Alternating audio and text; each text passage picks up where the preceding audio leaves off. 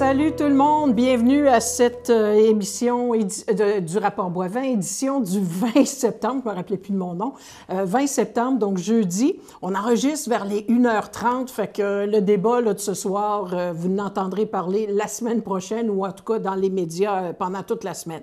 C'est déjà notre 50e total du Rapport Boivin. Alors, merci d'être fidèle au poste, merci à la TVC Basse-Lièvre de vous offrir ce produit. J'espère que dans ce 30 minutes, je vous fais un bon compte-rendu de ce qui s'est passé dans la dernière semaine. Alors, c'est une petite revue et il s'en est passé pas mal. C'était une semaine très chargée en termes surtout de politique, pour les friands de politique comme moi et probablement ceux qui m'écoutent d'ailleurs.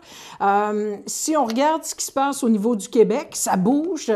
On a l'impression, on se fait bombarder par toutes sortes de sondages. On voit que selon certains sondeurs, je parle de Léger, du CROP, de Main Street, on semble dire que la CAQ perd des points depuis, je dirais, un mois. Elle qui était loin d'avance sur son plus proche adversaire, c'est-à-dire le Parti libéral du Québec. Ce qui ressortait en début de campagne, c'était l'aspect changement. Les gens, ce qu'ils veulent, c'est du changement. Ils veulent un nouveau gouvernement. Et ils veulent se débarrasser des libéraux. Ça, peu importe les sondages. Et ça, malheureusement, les grands titres des médias ne vous disent pas la vraie histoire nécessairement. Ils concentrent sur ce qui fait leur affaire, qui rend ça un petit peu plus excitant, parce que moi, je ne crois pas que ce soit aussi serré qu'on le laisse sous-entendre. Parce que la statistique ou la donnée qui concerne la question du changement et de vouloir se débarrasser du gouvernement libéral est toujours encore très forte et le vote francophone est encore beaucoup derrière la coalition Avenir Québec. Alors, ce qui devrait la rassurer quand même sur un certain nombre de sièges. Donc, selon certains sondeurs, ça lui garantit, ou presque, au moment où je vous parle, d'un gouvernement à tout le moins minoritaire. On verra comment François Legault se débrouillera lors du débat de ce soir. Comme je vous dis, je vous parle à 13h30 et à 8h ce soir à LCN TVA aura lieu le dernier débat, le dernier face-à-face des chefs des 4 principaux partis, Manon Massé, François Legault, Philippe Couillard et Jean-François Lisée. Ce qui a peut-être un petit peu fait flancher les chiffres de la CAQ dans la dernière semaine, c'est il y a eu un petit peu un enfargement, si on veut, de François Legault en ce qui concerne des questions qui lui ont été posées sur l'immigration. On sait que la CAQ veut diminuer le nombre d'immigrants qui entrent au pays, qui entrent au Québec. Maintenant, il était question aussi qu'ils soient francophones d'ici 3 ans. Là, les médias, les journalistes posaient des questions genre quel genre de thèse allait passer. C'était pas nécessairement clair et précis. D'ailleurs, c'est le malheur de cette campagne, je trouve, tout parti confondu. C'est dans les détails que le diable est. Et plus souvent qu'autrement, quand on pose des questions précises, on a souvent des faces un peu comme... On ne sait pas trop. Et ça, c'est pour tous les partis. Mais là, on s'est amusé parce que vu qu'il s'est enfargé un petit peu sur ces questions-là, là, il y a des journalistes qui se pensaient peut-être bien smart, qui ont commencé à jouer à quelques arpents de piège, Trivial Pursuit, là, pour ceux qui se rappellent de ce jeu il y a quelques décennies, qui était très populaire, où on pose toutes sortes de questions quiz. Et là, on s'est amusé avec François Legault. Et malheureusement, il a fait l'erreur de tenter d'y répondre. Et si tu n'as pas la réponse, c'est bien mieux de parfois patiner, essayer de retarder le moment de la réponse, dire que tu vas faire certaines vérifications, tu ne voudrais pas commettre d'erreurs. Il y a tellement de façons de s'en sortir, mais c'est un bon gars, puis il a décidé de jouer le jeu et il est obligé d'admettre qu'il n'était pas nécessairement un génie. Il n'aurait peut-être pas fait le génie en herbe en matière d'immigration puis de détails. De savoir dans combien de temps tu as le droit de demander ta citoyenneté canadienne. Je suis convaincue qu'on aurait posé la question à tous les chefs, puis ils auraient tout flanché, mais ça a donné que c'était sur lui. Puis comme c'est lui qui est en avance, bien, le monde s'amuse à lui taper dessus. Alors, c'est un peu, on dirait, cette nouvelle tournure, cette nouvelle tendance qui me fait dire, puis aux grandes dames de bien du monde, que je trouve personnellement, même si j'en parle, parce que c'est extrêmement important, puis j'espère surtout vous réveiller pour aller voter, peu importe ce que vous voterez, Je la trouve un peu plate, la campagne, parce qu'il n'y a pas de projet emballant de personne. Tu sais, juste dire qu'on change 4,30 sous, est-ce qu'on les change pour 1 pièce? Est-ce qu'on va avoir mieux? Remarquez que, en tout cas, au niveau de la santé, juste de se débarrasser de Gaétan Barrette, ça risque d'être un tournant intéressant pour le Québec. Restera à voir si on solutionne les problèmes, peu importe qui sera à sa place. Mais c'est tout ça qui me fatigue, c'est le fait, ce culte de la personnalité. C'est quand on analyse un débat, qu'on ne l'analyse pas nécessairement dans le sens de qui était la cible numéro 1. Est-ce qu'on t'a réussi à t'en sortir quand même quand tu as 3 personnes qui t'attaquent? Et c'est un peu surprenant, alors que c'est le gouvernement libéral, qui est le gouvernement, le parti sortant du pouvoir. C'est quand même assez surprenant de voir que les cibles se concentrent pas mal. La cible de 3 des chefs est souvent la coalition Avenir Québec, ce qui montre encore une fois comment ils le savent que sur le terrain, le parti est relativement fort.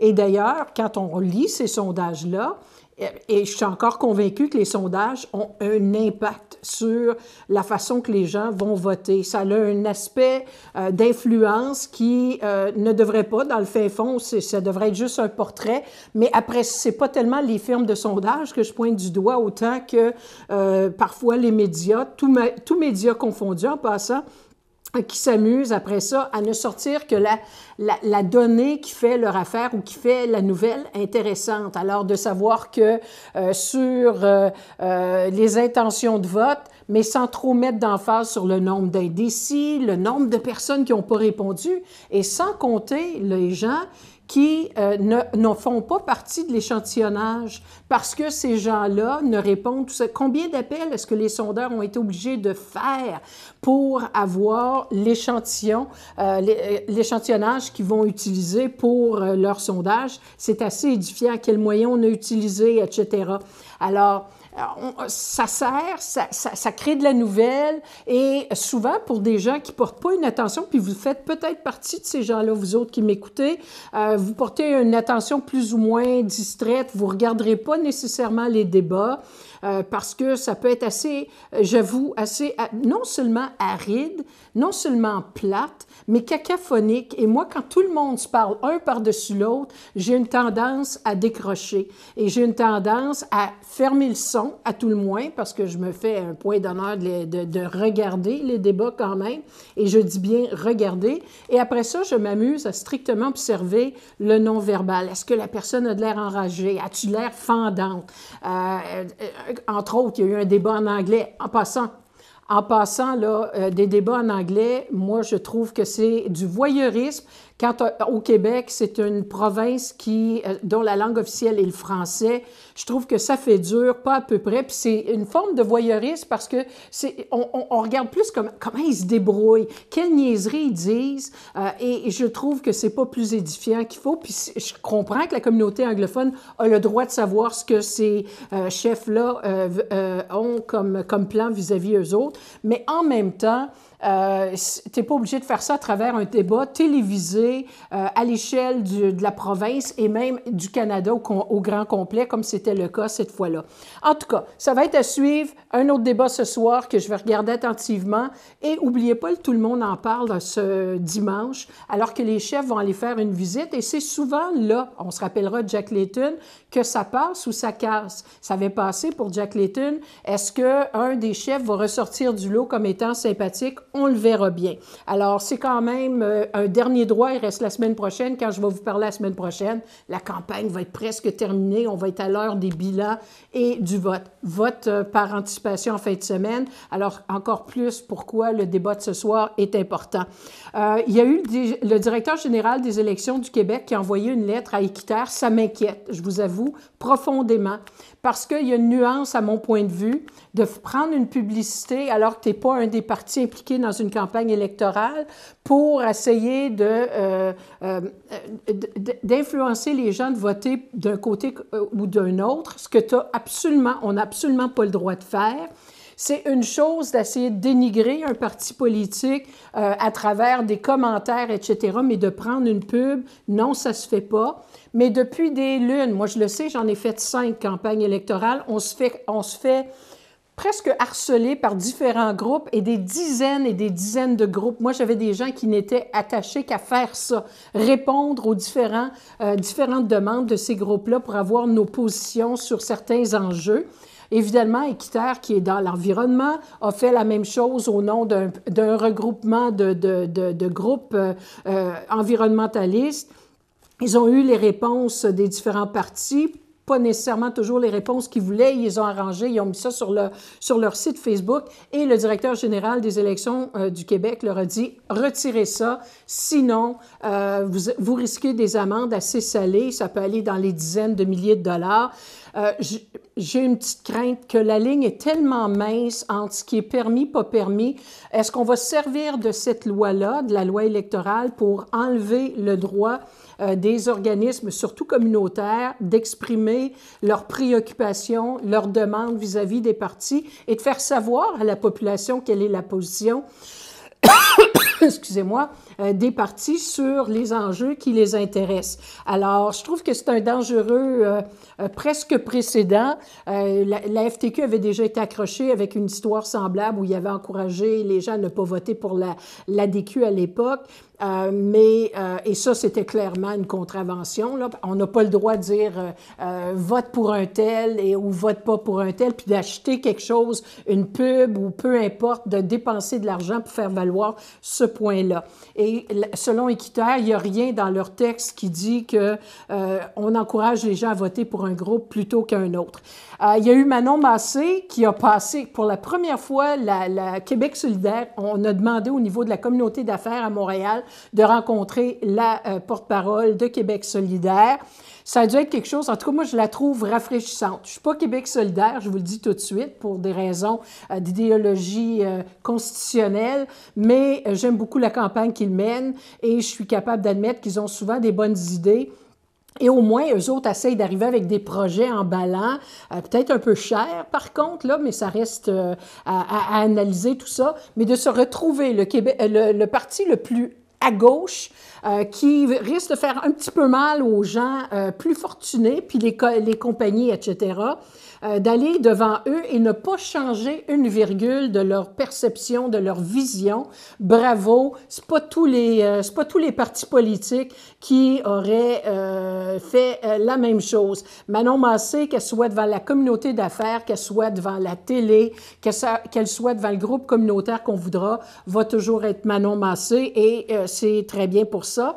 Je vous parlais de la clause de non-obstant et de l'utilisation de cette clause-là. Pas à bon escient, à mon avis, de la part du gouvernement ontarien.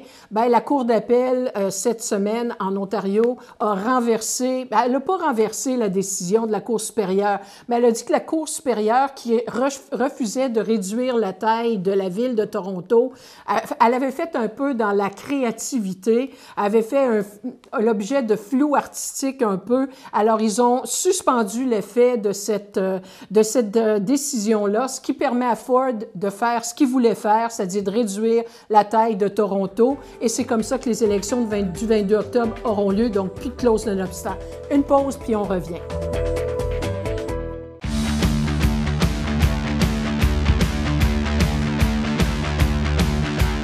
Nous vous présentons le tout nouveau véhicule de tournage de la TVC Basse-Lièvre.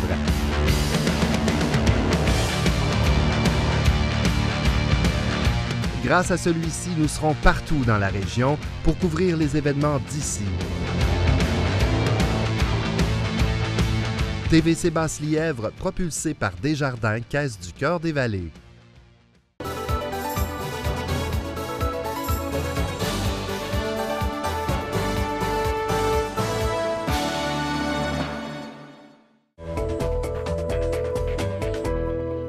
Alors, on est de retour et juste pour être bien certaine que vous avez compris ce que je vous disais par rapport à l'Ontario, les élections à Toronto vont avoir lieu avec le nombre de conseillers réduit tel que Doug Ford le voulait.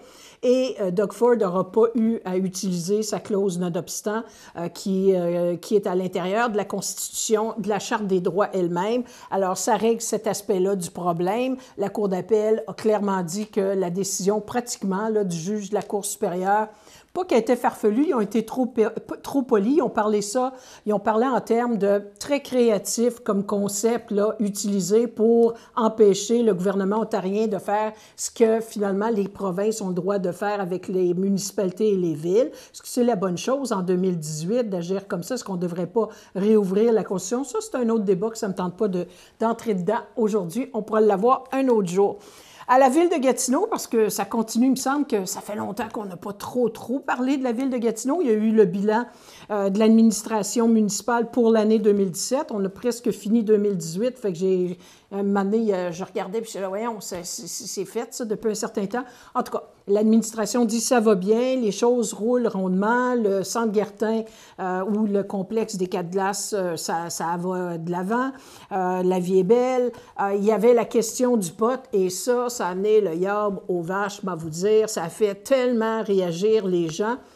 Moi, je vais vous dire, premièrement, qu'on dise ce qu'on voudra, là, le 17 octobre, dans moins d'un mois, ça devient légal. Alors, c'est le gouvernement fédéral. C'était la priorité que Justin Trudeau s'est donnée, comme c'était probablement la plus grande chose d'importance qu'il y avait au Canada, quand on sait qu'il y en a bien d'autres, mais en tout cas. Et c'est probablement la seule promesse qu'il aura tenue d'ici la fin de son mandat, d'ici les élections de 2019. Alors, on va vous dire qu'ils vont de l'avant avec ça. Mais on n'est tellement pas prêts à différents niveaux que cette semaine, il y avait tellement de choses qui sortaient par rapport à ça. Il y avait le rapport de Gatineau Ville en santé, qui est une commission qui est présidée par Renée Amiotte, et elle disait sur la plupart des tribunes que la ville de Gatineau avait décidé de plus ou moins laisser de ne pas... Ils ont décidé de ne pas réglementer là, au niveau public l'utilisation du cannabis, de faire un peu comme Québec, comme la province l'a établi, alors que d'autres municipalités, eux autres, interdisent sur les terrains publics l'utilisation du cannabis. Parce que ce qu'elle disait, et c'est là plutôt que ça m'a fait sauter, c'est que Renée Amiotte semblait dire que pour favoriser la santé publique. Donc, ils ont privilégié, au lieu de la sécurité publique, ils ont décidé de privilégier la santé publique, de faire en sorte que les gens sortent de chez eux, plutôt que d'être dans des pièces confinées avec 4 murs, puis d'enfumer les poumons de tout le monde, bien, qu'ils sortent dehors, puis ça va être moins pire. D'une part, ça peut être drôlement fatigant, parce que je ne sais pas si vous êtes comme moi, mais des fois, on peut être dans des espaces publics, puis qui sont à 9 mètres, puis qui suivent les autres directives, là, au niveau, par exemple, de la cigarette. Puis c'est fatigant pareil. Alors, tu peux te retrouver, il va y avoir tellement de réglementations différentes que ça va être difficile à suivre. Son argument de santé publique, là où j'ai un peu décroché, c'est quand elle se fait poser la question, « Ouais, mais à l'Office municipal d'habitation, allez-vous empêcher les gens de fumer chez eux dans leur logement? » Et la réponse a été non. Finalement, c'est un laisser-aller. La Ville va regarder ce qui se passe pendant un an, va peut-être se réajuster dans un an. Mais ça m'a donné l'impression, puis sur le coup, je me suis dit, hey, c'est-tu parce que c'est des loyers modiques, pas chers, puis qu'on se fout de leur santé publique? Si on voulait les sortir, il me semble qu'il n'y a rien qui nous empêche de dire à ces gens-là, vous voulez fumer, allez fumer dehors, pas en dedans, alors que ça va être épouvantable, ça va être difficile à respirer. Enfin, c'est la décision qu'ils ont prise et on verra bien ce qui va se faire avec ça. Mais rappelez-vous, lorsque Justin Trudeau a présenté sa vision en matière de légalisation, il voulait retirer le cannabis des mains des jeunes, il voulait empêcher le marché noir, il voulait sortir complètement, justement, la contrebande et on regarde tout ça là, à moins d'un mois de la mise en vigueur de la loi. Et on apprend aussi cette semaine que la Sûreté du Québec va embaucher 54 nouveaux postes. Je ne veux pas me tromper, là, mais il me semble, c'est ça, 54 nouveaux postes pour pouvoir gérer un peu toutes ces réglementations-là qui vont être tellement différentes d'une municipalité à l'autre. Dans certaines municipalités, tu n'auras pas le droit de fumer sur tel trottoir. Dans l'autre, tu auras le droit. Les gens, si on circule et on se promène un peu partout au Québec, ça va être tellement confus, tellement difficile à suivre. Nous, encore pire, parce qu'on est dans une région frontalière. Donc, en Ontario, eux autres ont choisi d'interdire le fait de fumer le cannabis dans les espaces publics. La CCN va avoir d'autres règles. Et moi vous dire, ça va être un fouillis monumental. Et c'est pour ça que la SQ, parce qu'il va falloir s'assurer que les gens n'ont pas plus de plants de pot que ce qui est permis, malgré qu'au Québec, on n'aura pas le droit. Ça ne sera vendu que par les sociétés de cannabis du Québec.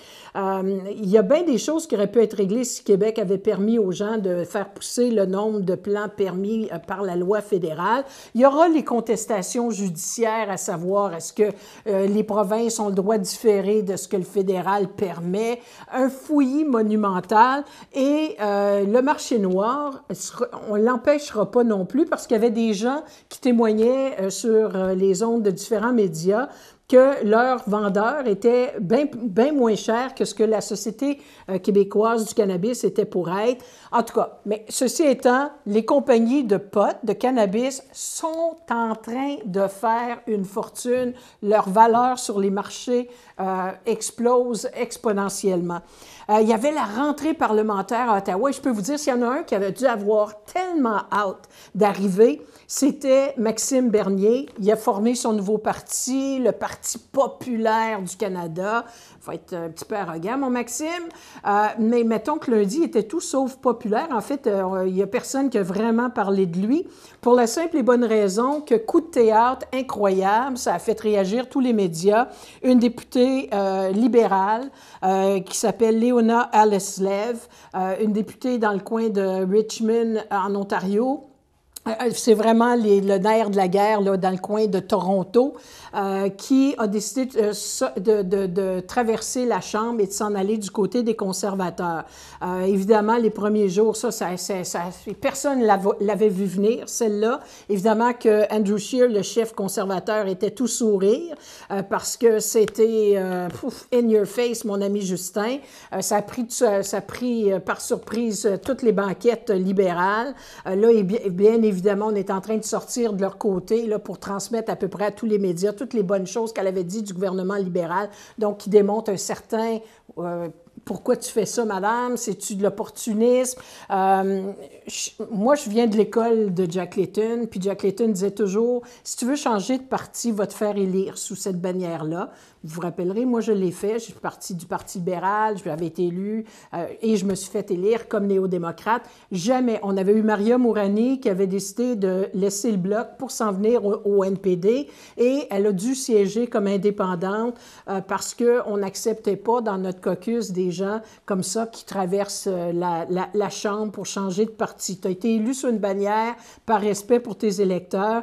Il y a eu des cas, par contre, je pense à Dave Emerson, qui était un ministre super important de l'Ouest dans le gouvernement de Paul Martin. Et en 2006, lorsque les libéraux avaient été battus, c'est un gouvernement, le premier gouvernement de M. Harper, et qui je vois apparaître à mon écran comme nouveau membre du cabinet conservateur, c'était ce fameux David Emerson, qui, 1 ou 2 semaines avant, en campagne électorale, disait qu'il était pour être le plus grand nightmare, cauchemar pour M. Harper, et qui, du jour au lendemain, juste pour continuer à avoir sa limousine de ministre, change de camp. Ça, c'est des choses qui nous rendent un peu cyniques par rapport à la politique. Qu'on ait des changements d'idéologie passe encore. Alors, disons que ça n'a pas donné l'ouverture parlementaire que Justin Trudeau voulait voir. Il y a eu la question du Bloc québécois qui s'est rassemblé, les 5 qui avaient décidé de se former une aile à part avec l'histoire de Martine Ouellet. Ils ont tous décidé de réintégrer le Bloc québécois, mais ça aussi, ça a passé dans le beurre parce qu'il y en avait que pour la démissionnaire du Parti libéral qui passait aux conservateurs. Enfin bref, il y a le système de paye Phoenix. Là, semble-t-il qu'on a des prototypes qu'on veut tester. J'espère, et c'est la seule chose que je vais dire aux grands bonzes qui s'occupent de régler le problème du système de paye Phoenix pour nos fonctionnaires, de grâce, ne partez aucun système sans être certain à 100% que ça fonctionne et que vous avez réglé tous les problèmes actifs est encore en plan. Parce que je pense que ces gens-là ont assez attendu, assez souffert par rapport à ça. Il y a eu la question, et ça a été un petit peu évacué à cause de la question des élections provinciales au Québec, mais je vais vous dire qu'on s'est fait annoncer là, par 3 grandes bannières, les 3 plus grandes, en fait, Métro, Loblaws et Empire, que le prix des aliments était pour coûter plus cher, d'une part, à cause des coûts de transport, à cause du salaire minimum qui a été haussé et évidemment le conflit qui fait toujours rage entre le Canada et les États-Unis au niveau de l'entente avec les États-Unis et le Mexique, les tarifs qui ont été fixés sur certaines choses. Alors, ça a un impact sur le coût et ça aura un impact, on va s'en rendre compte, dans nos épiceries. Et parlant de l'ALENA, bien évidemment, les Américains ont haussé le ton. Il y a eu une reprise des négociations. On nous dit qu'il y a des dates butoirs. Date butoir, passez cette date-là, oubliez ça, il n'y en aura plus d'entente. Et finalement, ils continuent à négocier. Mais cette semaine, c'était le chef, le whip. Le whip de la majorité républicaine, M. Steve Scalise, qui a écrit au nom des républicains à l'effet que leur patience commençait à être de moins en moins grande pour la simple bonne raison qu'ils ont l'impression que le Canada ne négocie pas de bonne foi. C'est sûr que le gouvernement Trudeau sent qu'ils ont beaucoup de la population. La population fait « Hey, way to go, on tient tête à Trump, qui est déjà pas un élément très populaire. » Par contre, faisons attention des fois parce que au niveau économique, beaucoup de nos entreprises, de notre économie a besoin d'avoir cette entente-là avec le Mexique et les États-Unis. Ça ne veut pas dire d'être à genoux, mais ça ne veut pas dire non plus de se peinturer dans un coin, puis à un moment donné, d'être poigné tout seul à se vendre les uns les autres, alors qu'il y a des tonnes de barrières tarifaires entre les provinces, puis entre les différentes provinces sur différents produits. On a de la misère à se faire un marché à l'interne. Imaginez si on se ferme les États-Unis en plus et le Mexique. Alors ça, c'était pour ça. Et grosse bombe qui est sortie ce matin, le fait que la Russie, son chose antidrogue, son organisme antidrogue est réintégré, si vous voulez, à l'intérieur de l'Agence mondiale antidopage, seulement 3 ans après avoir été banni, pour avoir fait la plus grosse, comment je pourrais dire, la plus grosse tricherie en matière de drogue instituée complètement mur à mur dans les différentes plateformes sportives et on pense que, tu sais, il y a un peu beaucoup de politique en arrière de tout ça. Alors, en tout cas, ça a été, je vais vous dire, toute une semaine à ce niveau-là et les athlètes en reviennent tout simplement pas, surtout ceux qui ont à compétitionner avec des tricheurs institutionnalisés par le pays, mais à vous dire, ça fait dur. Enfin, c'était comment j'ai vu cette semaine pour vous. Alors, je vous en souhaite une bonne semaine et Boivin, dis plus rien.